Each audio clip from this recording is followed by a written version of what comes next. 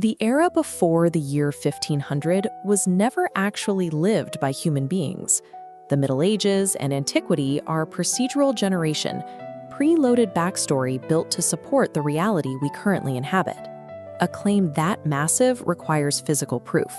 If our past is synthetic, there should be a seam in the code, a place where mathematical logic overrides the messiness of human experience. To find that seam, we have to audit the longest continuous dataset in the Western world, the official chronological list of the Roman Catholic popes. When we run a pattern recognition algorithm over these 2,000 years of succession, the human narrative drops away. The patterns emerge, exposing the underlying architecture of the timeline. If this specific sequence of names and dates is a mathematical output, the history built upon it begins to look less like a record and more like a calculation. The first major anomaly appears when cross-referencing the late 10th century with the early 6th.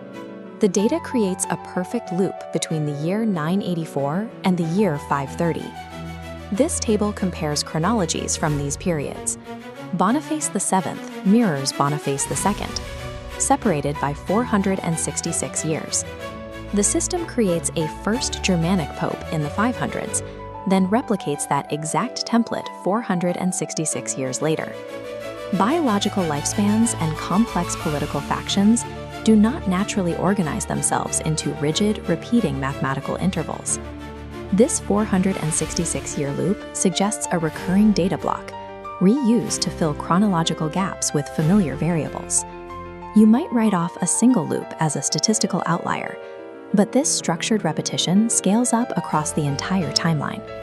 This diagram breaks down the succession order to show how the timeline utilizes procedural arrays. It populates history in fixed blocks of exactly 8 popes at a time. The generation is consistent.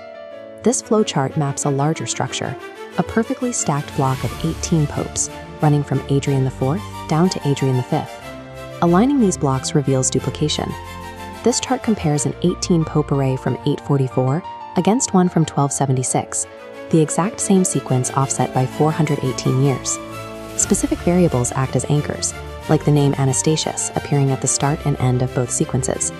Because these arrays consistently arrive in fixed sizes of 8, 14, 18, or 21, they resemble algorithmic outputs, rather than unpredictable human successions.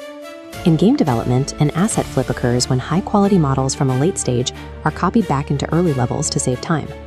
This pattern appears with the most famous figures of the Renaissance, the Borgia and Medici popes. This table maps those 15th century rulers on the right. In the left column, you see their profiles were used to generate the Counts of Tusculum exactly 500 years earlier. The so-called Dark Ages appear to be empty chronological space, populated by rapidly duplicating the data of the Renaissance period. This procedural generation reaches a hard limit during the Avignon papacy, between 1309 and 1377. At this point, the mathematical loops and fixed arrays finally terminate. After 1377, the data becomes chaotic and irregular. The backstory has finished compiling, and history begins to render in real time. As the timeline stabilizes, foundational texts were introduced to support it. The Latin Vulgate Bible is officially dated to the year 400 AD, yet it was only formally authorized by the Church in the 1540s, a discrepancy of over 11 centuries. The supposed author of this text is Jerome, a name that translates in Greek to holy name. It is a functional title that appears exactly when the live version of history begins. If the list of rulers and the texts that validate them both follow a predictable algorithmic logic, then history is not a record of our ancestors. It is the lore file for a simulation that is still running.